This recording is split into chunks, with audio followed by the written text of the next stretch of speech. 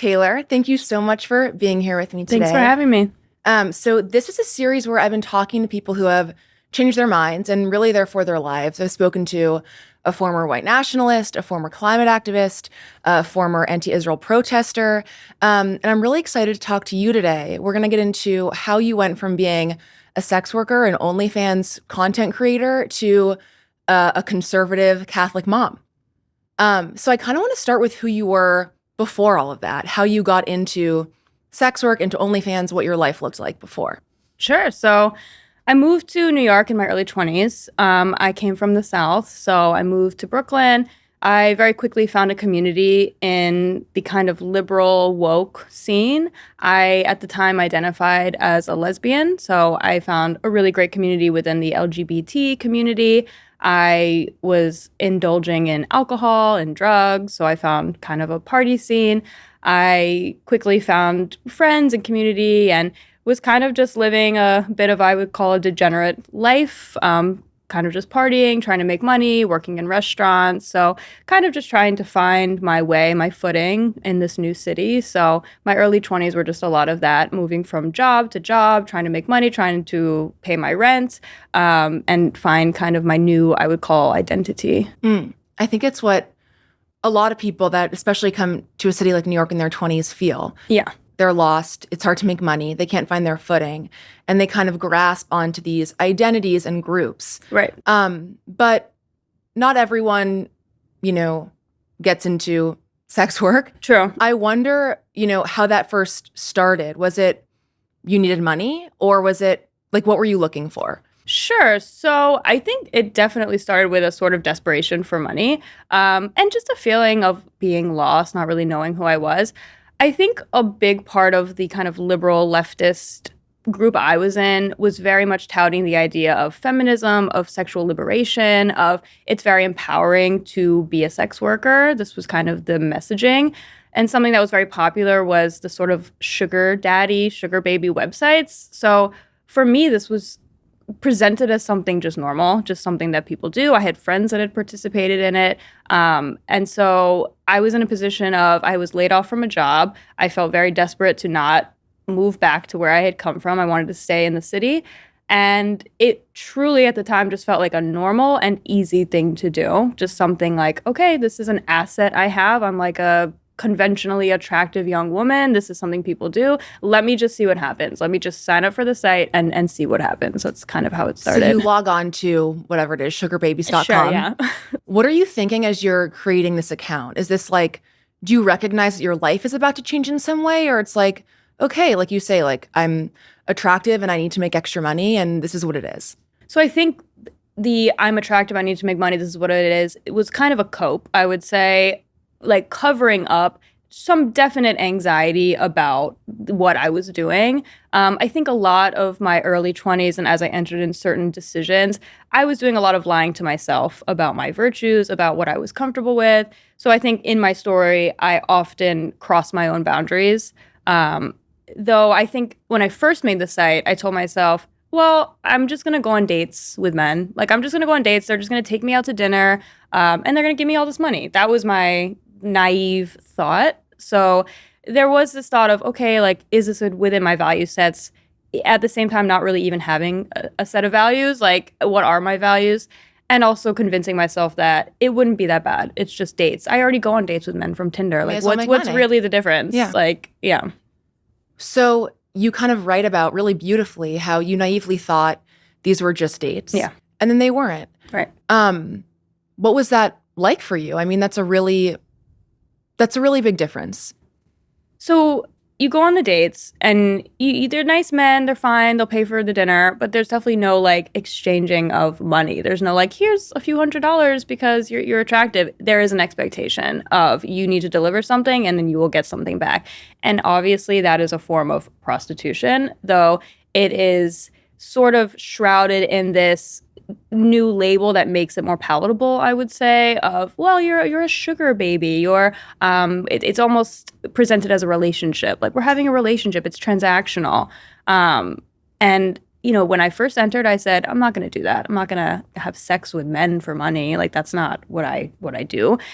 And then at the time I was dating women. So I was like, well, if I have sex with men, maybe it's just work. Maybe it's just kind of like a performance. Like I've had meaningless sex before with men from Tinder, like casual hookup culture. This is the norm where I am. So what really is the difference? Like it kept being a validation of my own boundary crossing in my head. And I think once you kind of cross that boundary initially, it can be hard to like go back, especially when there's large amounts of money involved. It can feel very tempting. Yeah, you kind of write about that period of your life is really degrading. Yeah. What was that like? I mean, you're making money, which is why you maybe started in the first place, but you're also objectifying yourself. And what was that like for you when you would wake up in the morning and, okay. Well, at the time, I was also very much in my, I would call alcoholic substance abuse era. And so that helped me get through it. I mean, I was very rarely sober meeting these men. So there was a lot of coping. It was just a very dark time in general. So, I would engage in sexual relations with these men, get the money, and it would just be this kind of disassociation that was going on. But it was very degrading. And looking back, I mean, especially now as a mother, I look back at just how dangerous it was and the situations that you're really naive to, I think, in the moment because you're just trying to get through it. You're just trying to make the paycheck or whatever you want to call it. So there's a lot of dissociation. There's a lot of kind of coping in your own mind about it. And so with all the alcohol and drugs, I wasn't really feeling anything at the time. There was an element of danger sometimes. And I think what it eventually snapped me out of it was a particular situation where I felt very unsafe. And I think I kind of had this wake-up call of like, okay, let's stop now. Yeah, that's what I was going to ask you. Is like, how do you, I think it's really common for people to kind of, everyone, to tell themselves stories or lies to kind of make it through. Like that's a part of life in many ways. But what was rock bottom for you? Did you understand that it was rock bottom when you hit it? And how did you kind of get out of that?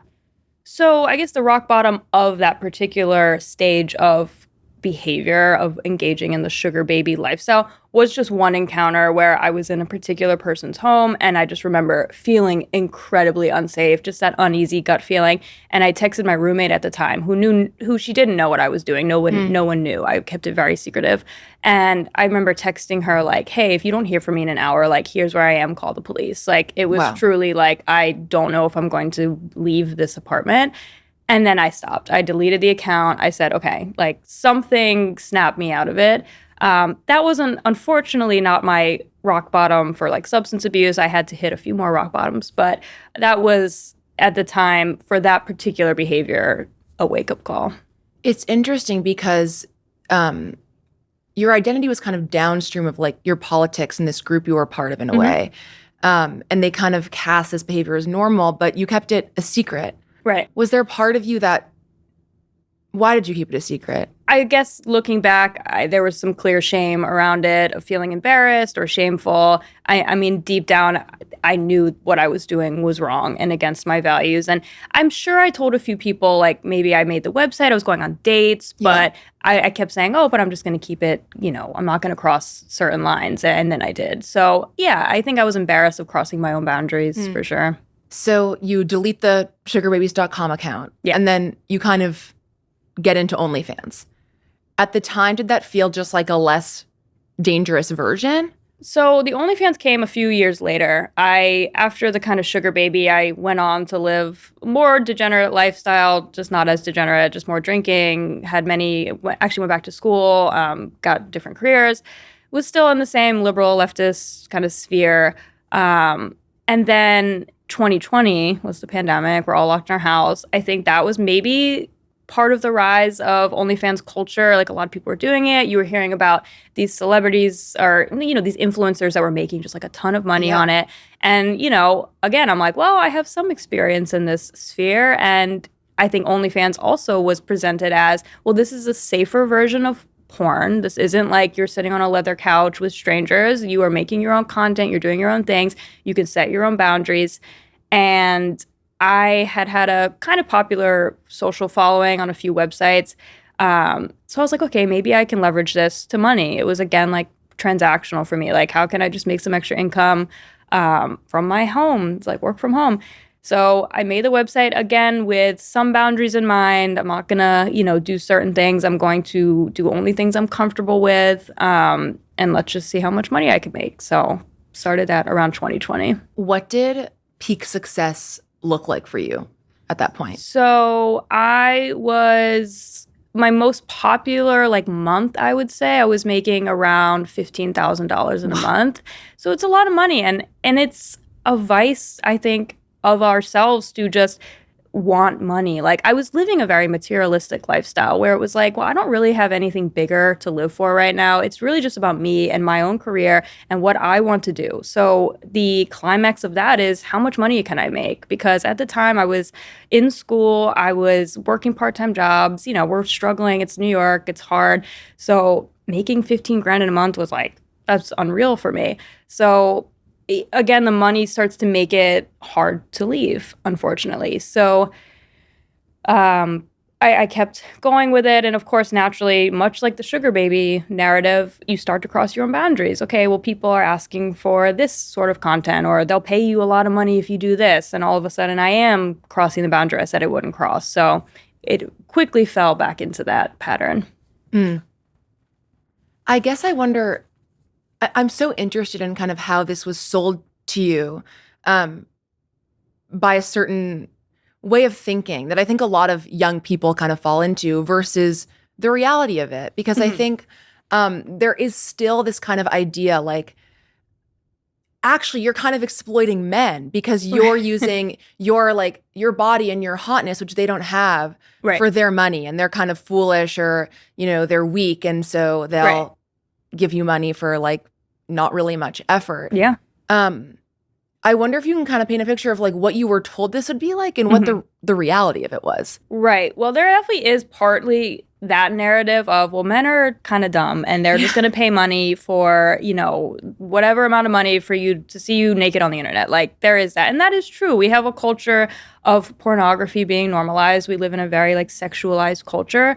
But I also was sold the narrative of, well, men are going to sexualize you anyway, so why not make $1 off it? Like, they're going to catcall you, they're going to look at you, you're going to feel sexualized, so why not make profit off of it? Like, it was almost sold as, well, you're almost dumb if you're not finding a way to make money off of this. And the reality is, you are exploiting yourself. Like, you just are. You are selling your body for a price, no matter the language you want to use for it, whether or not you want to call it prostitution or pornography, that is what it is. And if you're comfortable with that and you enter into that, fine. But there is a detriment to your, I'm going to say soul. It's going to sound corny, but that is true. Your soul, your self-confidence, that is what I experienced even after years and years of validating that for myself in many ways.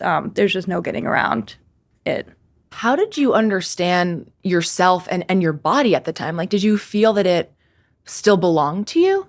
No. I mean, and you could see this in not just behaviors like OnlyFans or the sugar baby websites, but just in hookup culture. I mean, I would go on dates with men I met on Tinder and I would sleep with them that day. It's like, what is that? Respecting myself? Is that, am I exploiting the man or am I exploiting myself? Like, this, you spend so much time normalizing that behavior of, well, sex is essentially meaningless. It's just as casual as getting a coffee or going to dinner with a guy. So why not put it for sale? Like, we've, in my world, degraded sex so much that it was a natural progression to make it profitable.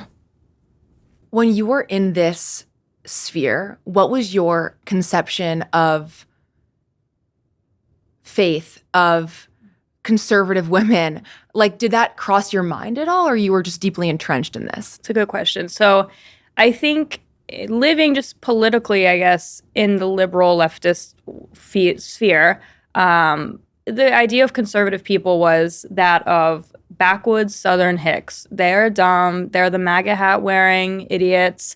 I escaped from Virginia. I am now an elite liberal, coastal New York City girl. I'm smarter than everyone. I went back to school at Columbia, so I know more than everybody. There's definitely this sense of arrogance of, well, I have all the answers. I'm a progressive, so I'm on the right side of history, and everyone that's a conservative is a bigot, a racist, whatever. And those opinions were formed without much thought about the issues themselves. So I didn't give conservatism a thought. It was just something that couldn't be, didn't want anything to do with it. And as far as my faith, I had no conception of faith. I did not grow up religious. I was aware of certain religions, but again, that felt like something that dumb people did, that people that were religious were just tricked. It was a cult. So I didn't give it a thought, though I would say my first kind of encounter with a sort of faith was when I got sober, which happened around 2020. So that was maybe the first step in that direction. So maybe well, first I wanted to ask you, like, something so interesting about you and your story, and this has been a common thread, is like in every phase there's this identity that you had latched onto. Right. At one phase that's being a lesbian, at another phase that's sex work, and now, this kind of like progresses. I wonder what those identity and groups gave you. Right. Yeah. What did they give you? Why did you keep kind of latching on to these things, albeit different in every phase? Right. Well, I think you named it. I think it gave me an identity. I think that, I came from kind of a troubled home, threw myself into New York, didn't know who I was, didn't know anything about myself or my opinions truly. So, yeah, I glommed onto people that could tell me what I believed, that could tell me, what I could feel fulfilled from. I was deeply, deeply searching for something. And it was hard to name what that was until I eventually found it. But alcohol, drugs, tried to kind of fill that void. When I became a lesbian or dated women, I thought that was the answer. I said, well, I've been so miserable because I just didn't know I was a lesbian. Okay. And then I'm still kind of miserable. And then, well, maybe I just, I don't know, need to find the right career, then I'll be fulfilled. So, and I do think all sort of young people do this. Yeah. There is this search for identity, and that's something we all do. But there was a sort of desperation for something, and it was hard to name what it was at the time. I want to get to kind of how your life started to change. When did you stop OnlyFans and why? So, well, I'd say the point of really starting to change was sobriety, which happened in 2020. I got sober just on a normal day, woke up one day super hungover, and a voice in my head just went, you're done, time to be done. Wow. No, couldn't explain it more than that. I'll now call it a God moment. Like, it was clearly something bigger than me. I went onto a Zoom AA meeting and just went through the program, and that was how it happened.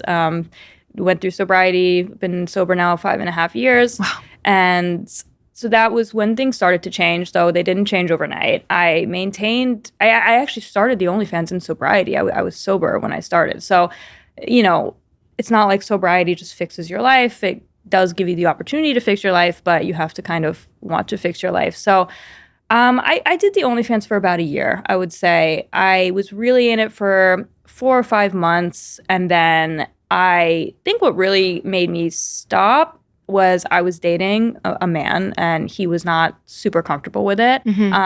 We kind of found a middle ground where I would keep it because it was sort of passive income where I wasn't really posting, but I still had some subscribers. So another big moment in my story was I got pregnant unexpectedly with the man I was dating, who is now the father of my child. And when I became pregnant, I think that was really we're done with OnlyFans. I surely wasn't posting anymore, making content, though I kept it up for a few months. But I think once I started to accept Christianity was when I officially deleted the OnlyFans. How did you feel when you learned you were pregnant? I was so terrified. I was living in a studio apartment on the Upper West Side. My partner and I at the time had only been dating for 3 months, so we barely knew each other, and we were scared. But we'd actually had the conversation hey, I'd said to him, if I get pregnant, I'm keeping it. I want a child. So it was kind of established, if I get pregnant, I'm going to have a baby. So it's so different though than what you were kind of surrounding yourself with. Right. Which was my body is not for myself. Correct. My body's for other people. I wonder why in your writing, you kind of talk about I was never in that phase of my life pro-life, it was just never, an abortion was never something I'd want for myself. Why do you think that was? I think that's a common thing I hear from people of saying, well, I want choice for other women, but I would never do that for myself. And I think as someone who's very pro-life now, I think that's because we do have an innate sense that it is wrong. So for me, who knew I did want children eventually, I would even have said that in my 20s, in my most liberal time. When I got pregnant, I was almost 30. So I think just part of me knew, like, I want a baby. Like, I don't want to miss an opportunity to have a child. And yeah, I couldn't have explained it to you at the time why I felt it was wrong for me, but I just knew, like, that's not a procedure I'm comfortable with. I had actually, I took a friend once to get an abortion, and I'd seen how awful it is and how much pain she went through, how dark it can be, which I think is another thing that's kind of glazed over in this kind of culture. So yes, I had an innate sense that it was just something I was not going to participate in. I think you, like you say and write about, getting pregnant really marked like a change in you. What did that feel like? Because it's a really monumental difference in kind of like a metaphoric and poetic way. Like, your body is now being, utilized for almost like the opposite thing. Right. What did that feel like to change in that way? I think it's such a good point you're making, because it really marks the difference, I think, between the ideology of me today and me, let's say 10 years ago, which is I am living for somebody else. I am living for my daughter. I am living for God.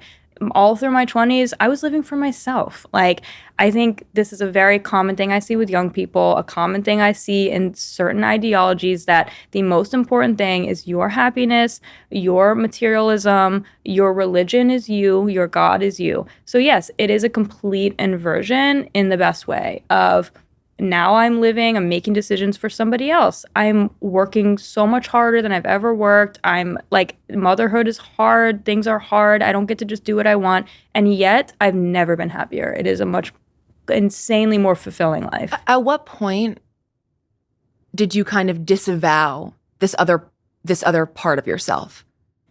I would say it came in waves. So after I got pregnant and started to enter into the world of Christianity and eventually Catholicism, certain values I had just naturally had to leave. So the deleting of the OnlyFans, even the kind of passive website, as I wanted to enter into the Christian lifestyle, I knew that was incompatible.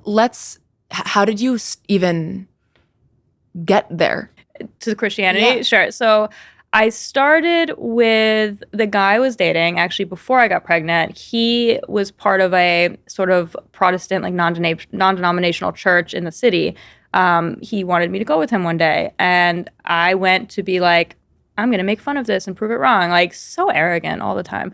And I went and they were so nice, such nice people. But I was very, wary of religion, of Christianity particularly.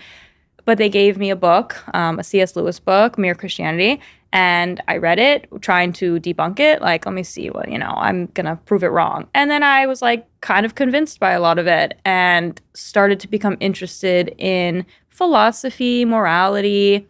It was maybe the first real look into what are my values. So I started to entertain the idea of Christianity. I was very interested in debates. I would listen to debates from Christians, atheists, all sorts of debates, which naturally led me into being more interested in different social issues. So abortion, how do I feel about that? So it really started with reading, more philosophical than like a spiritual experience. Though I had already had sort of a spiritual experience with getting sober. Part of AA is like, accept a higher power. That's part of the steps. And I had never named it as the Christian God, just kind of God or the universe. Yeah. So I had a little, bout of spirituality, though, yes, the first step was reading, debates. What was it like for you to be reading this book that you were kind of at first going to troll? Mm-hmm. Yeah, right.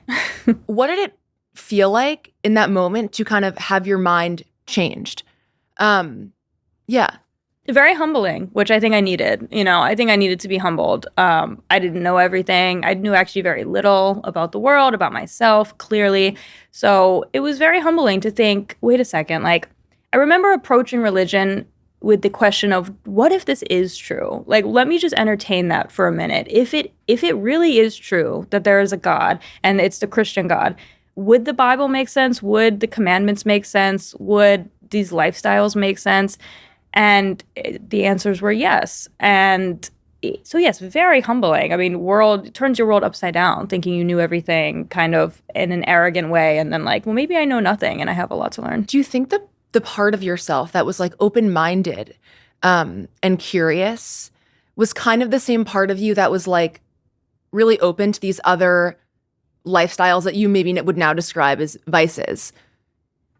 My question, I guess, is, do you feel predisposed to like being part of something in a deep way? I understand the question, and it's something I get a lot where people will say, well, you're looking for identity. You found it here, and now you're finding it here. I can only speak from experience that, yes, on the surface, it may look like I'm glomming onto different groups to find identity, though I can see and feel in my experience that the identities early were self-serving, was how can I give into my base instincts? How can I live a life that is for me, that gives me the most amount of pleasure, and that's the only purpose? Those other ideologies of, lesbianism, degeneracy, alcoholism, those all were the same. It was, how can I live for myself? How can I do exactly what I want without having to have any obligations to anybody else? The Christianity, motherhood, sobriety, those other kind of lifestyles were the opposite. Those are not self-serving. Those don't feel good on the surface, though they feel good in a different way, in a very fulfilling way. And I can think now, like, I know what it's like to live a life of, I keep calling it degeneracy. It's the only word I kind of have for it. But I know what it's like to enter into those lifestyles. And if I could choose it today, I would not, though it may be easy to do so. I want to talk more about your faith and how this kind of transformed you. So you read the C.S. Lewis book, you're dating this guy. How does that foray into something bigger? So obviously I get pregnant and I have a baby. So most women will tell you that changes you it changes you a lot. Being a mother is just the most amazing thing. So that obviously I went through physical changes, emotional changes, lifestyle changes. And as I started to enter into Christianity, go to church, I started to explore Catholicism a little bit more. So it was changing me in ways that it's kind of hard to describe. I mean, I was struggling with a lot of what I would call trauma, mental illness, like PTSD. I was on meds, all these things, all in my 20s, in a lot of therapy. Suddenly, a lot of that just started to go away. Anxiety was disappearing, triggers were disappearing, relationships were easier. I mean, the guy, the father of my child, my partner and I, we had a really hard time when our baby was born. Like, we could not get along. We were fighting all the time. I was lashing out. It was very difficult. And the more I turned to God and the more I accepted and kind of humbled myself, just things started to get so much easier. I just accepted my duties as a partner to this man, as a mother, and my life just started to change in ways it's hard to describe. It's just things got better, things got easier, more peaceful, just problems started to solve themselves. So I just kept leaning into it. I got more devoted to the church. Eventually I converted to Catholicism, which I can talk about, but that's the best way I can describe it, is just a transformation. Did you feel like everything kind of clicked? Like, I guess the real question is, do you wish you had found God sooner, or do you feel like all of that lostness and searching kind of was necessary? Of course, I wish I found God sooner, because who wants to suffer longer than they have to? Though I think you're right in the fact that I probably needed to go through a lot of that. I think what people tend to say is God finds you, meets you where you are, meets you where you can be. So I'm not sure I would have been open to God until I was. I think if some guy I was dating had been like, come to church with me in my early 20s, I would have just dumped him. Like, I don't think I was ready for that. I think there's a reason I got pregnant. I think there's a reason I had my beautiful daughter. And even looking back in all the ways God was in my life before I even accepted him, and how he kept me safe in certain situations, and how, I met certain people or certain things, how I woke up one day wanting to be sober. It's actually just incredible. So, of course, I wish I had the peace I have now, but I'm not sure I could have. I wonder if you kind of ever gave yourself whiplash in a way. Like, did you ever feel lost or question if this was just another phase of kind of glomming on to something? Sure, especially initially in the Christianity. I think before I really found Catholicism, certain sects of Christianity felt maybe a little surface level or shallow, and I could feel myself maybe getting a little disinterested in it, or not being sold on certain parts. So of course, there's always in the back of my mind, like, well, what if this just isn't what if this isn't real? What if I'm just playing into something? It's just I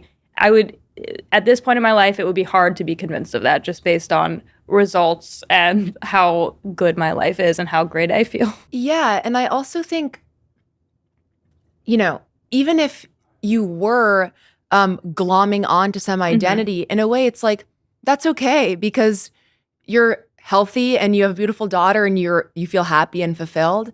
And I think there's kind of this idea that everything we glom onto when we're young is, destructive. But a big part of life actually is weaning those out and finding, the right thing. Right. I tell people sometimes, especially in AA, but outside of it, it's like, even if you don't really believe in God, if you can't get there, just act like you do. Or because we see the results are so great. Like, we see studies of just how much happier people are, of societies that are built that are so much happier with religion. So it's like, just pretend. I don't know.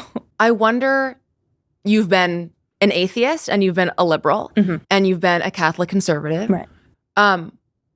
Why are you happier now? I mean, aside from the obvious things. Right. Well, the obvious things are obvious, right? Yeah. Like, there's more stability, community, things like that. But my honest answer is, I just think I'm close to the truth. I think I have, and maybe that sounds arrogant, but I think that the Church of Jesus Christ is true. I think the Catholic Church is true. I think that my social stances, my political stances are true. And I think it feels really good to be living without the cognitive dissonance that I was living when I was a liberal, because I think there's a lot of that you have to do, dance around kind of your values that tend to oppose each other or be hypocritical. So it feels very good to be living in alignment with the truth. There's this idea I love, which is like, to kind of question yourself most when you feel most sure of yourself. Do you still do that? Yes. Yeah, I'm very open to being wrong about certain things. I've listened to debates now on orthodoxy versus Catholicism. That's kind of a tension within the conservative movement. The conservative movement is not a complete unit. There's a lot of infighting. So it's not like I just accept the conservative movement at its face. There's a lot of things I disagree with. But I'm very open to having my mind changed. And I think I've become better at that now. I have the skills and tools to think more critically instead of just accept the dogma, which I was certainly doing as a liberal. Yeah, I want to ask, kind of throughout these different phases, you write publicly and very beautifully about what was going on. And the same was true when you converted. Your politics changed a lot. Why did you decide, to talk about this publicly? Sure. And what was the response? I wanted to write so that maybe young women could avoid some of my mistakes of like, hey, don't start that OnlyFans, don't go to the sugar baby websites, and let me make my case, let me say my testimony. I want to, advocate for religion and for God. And I was afraid to write because, yes, I had become essentially a conservative, and I had a lot of liberal friends, a lot of liberal family, and in the state of the world right now is there's very little tolerance, I think, for that. Truly what kind of pushed it over the edge for me was when Charlie Kirk was assassinated. I felt very passionate about, okay, I'm just going to speak up now because this is a little bit insane. And seeing the response of some of my friends on the left, I thought I'm not going to be scared anymore. So I pitched the article to an outlet and was writing, and I got good response from some people. I got some responses of like, oh, you're just a grifter glomming onto your latest identity. I expected that. But a lot of my liberal friends were like, we're not interested in being your friend anymore. This is, so, which I also expected, hurtful nonetheless. So I wrote knowing that that was probably going to happen, but I find just the truth to be important, and I enjoy writing the truth, my truth. Right now, there's kind of an OnlyFans resurgence, and I think it is really a broader symptom, one of internet culture, and I think social media has taken what you described as like yourself kind of being your religion. Right. Nothing else really matters. Yeah. It's kind of taken that to an extreme. I wonder, when there are videos or stories of people, young girls, having sex with 1,000 men a day. There are girls posting. This one was really, really startling to watch. A girl posting on Twitter, I turn 18 in 6 hours. I saw, My OnlyFans link is going to be here. What is your kind of message to those young girls? Your body is sacred. You are more than your body. OnlyFans is not going to solve your problems. You are signing up for something that has consequences that you are unable to understand at this point in your life. You are also putting products on the internet that will never go away, even if you delete it. I've come to terms with that there may be things out there that I cannot get rid of. So, just think about in 10, 20 years, if you'd want your children, your family to find these images. So that's truly something to consider. But overall, you're really giving up something that is ultimately going to affect your self-confidence, your self-worth. So just something to consider. How has your last decade transformed the way that you'll parent your daughter? It's a great question. I thank God that I am who I am today as a parent and not who I thank God I had her now and not 5 years ago, because I would have parented her completely different. I would have raised her without God. That would have been number one. I would have probably, raised her with a questionable sense of values. I am very excited to raise her in the church, to tell her that God loves her and that she is a powerful woman that can do anything that she wants. I hope that she is a mother and she has children. I'm glad that she can see me in my best state as a sober, God-fearing woman. So I just thank God that that's how the timing worked out. Is there kind of a mantra or a message you kind of wish you could have said to yourself when you were kind of at rock bottom? I wish I had known that I was loved by God even at my darkest times, because I was very hopeless, I think. I mean, I don't know if I would have wanted to hear that. I know I wouldn't have wanted to. But yeah, I mean, it's sad for that 20-year-old who was so miserable. I feel sad for her, but I'm proud of her as well for overcoming. And, we all go through darkness. So there's light for everybody, and God loves us even if we don't love him. Thank you so much for being here. This was such an amazing conversation. Thank you so much for having me.